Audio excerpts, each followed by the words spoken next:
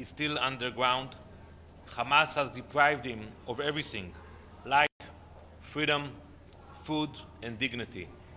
Ilana is here today to speak for those who cannot, for the men, women, and children Hamas has beaten, humiliated, and brutalized, for the families torn apart, for our brothers and sisters still trapped in the terror dungeons.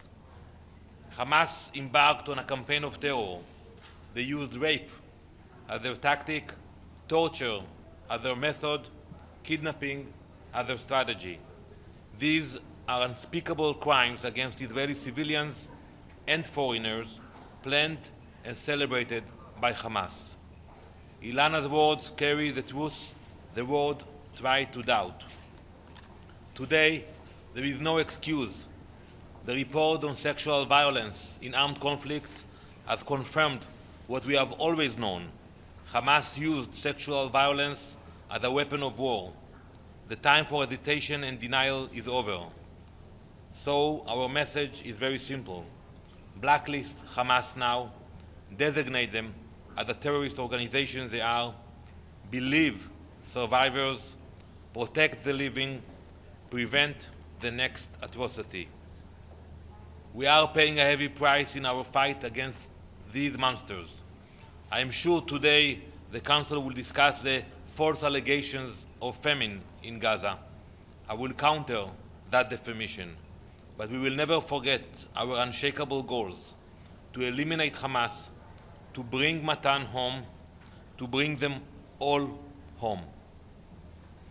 Thank you.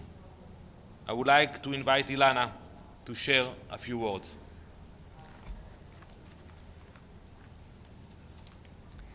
My name is Ilana Gritsovsky. I was born in Mexico and moved to Israel at the age of 16 alone, without my family, and began my life there. A few years ago, I moved to Niros, a kibbutz near the border with Gaza, where I built a home with my partner Matan Sangauker.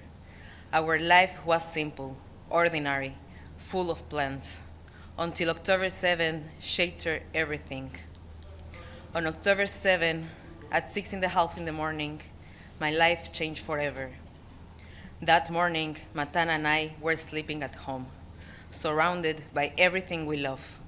Within minutes, terror was upon us. We wake up to sirens, like every time before, without imagining that this time it was not just sirens. It was an attack by armored, funded, and violent terrorists who entered our home with intention to destroy everything belonging to us. I was taken to Gaza and was held hostage for 55 days. I never knew what to expect. Night interrogations, movements to different locations, from one civilian home to the next, or to a hospital. I was constantly being used as a human shield. I spent time in tunnels where it was hard to breathe. The air was stiff, there was no light, and walking was nearly impossible. They took away my humanity, piece by piece. Each time they moved me, telling me I was going to my way home. They were ready to keep us alive, only to explode us even more. I spent entire days starving and hungry. Every little thing I ate couldn't keep it down. I felt that I don't have not strength left to fight. I did not know if it was day or night, if I was going to survive or die. And these were the moments when I developed deep post-trauma, the feeling that you can feel safe, that my life isn't mine, that my body is disconnected from my soul. In order for me to heal, in order for all the released hostages to heal, only when all the hostages are home will we be able to begin healing what has been broken. I am a testimony that bringing them home is possible. We won't let them wait any longer. They have no time.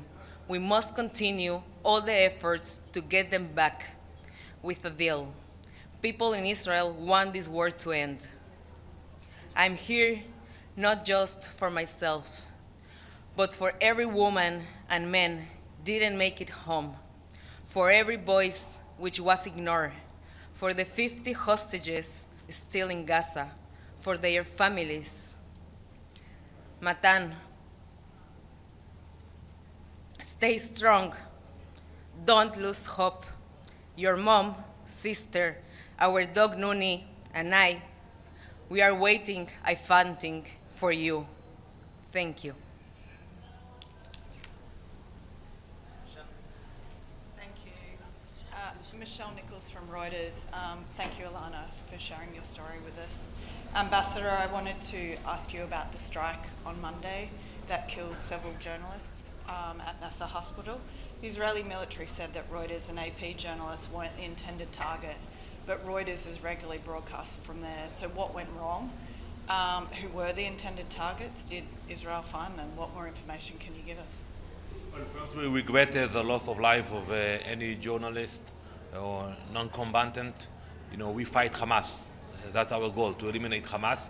We are still looking into the details of that incident, and I'm sure that in the next few days we will have more information about that. But Prime Minister Netanyahu was very clear that he said it was a tragedy. We regret it. You know, during wartime you have such kind of incidents, but our goal is to fight terrorists, not journalists, not anyone who is not involved in terrorism. Ambassador Xu Dezhi with China Central Television. We heard the atrocity of those hostages. But the thing is, in Gaza now 62,000 people passed away. There are more people in Gaza, maybe share the same atrocity. Is there a better way to solve this problem? Is this Gaza city operation needed, necessary, really? So I will tell you that we know how this war will end. With the hostages coming back home and Hamas is not in power. The sooner it will happen, there will be less suffering for everybody. So I'm not familiar with any other option. You know, maybe there will be an agreement, but if not, we will have to take a military measure, military pressure, in order to bring back the hostages. We cannot call it a day when the hostages are still in Gaza. Even committed war crime? I disagree about this statement. You know, we are fighting a war almost 2 years. We could have finished this war very fast, but because we fight according to international law, we pay a heavy price. We have many casualties. I don't accept this notion of committing a war crime. The war crime was committed on October 7th by Hamas. Thank you very much. Yeah. Ambassador Adla Massoud with The National. President Trump said that he expects the Gaza war to end by the end of this year. Do you agree with this assessment? We all want to end this war. It's a painful war, costly war. You know, it's very hard for the people in Israel. But in order for the war to end, we need to see the hostages back home, first of all, and Hamas out of the equation. You know, I saw the statements of many leaders speaking about the future of Gaza. And they say that Hamas will not be part of that. And I asked them, who exactly will deliver that? Who is going to convince Hamas to disarm? So I think the pressure we are putting now is the only way to make sure that Hamas will not be part of the game. Thank you very much. Thank you. Thank you.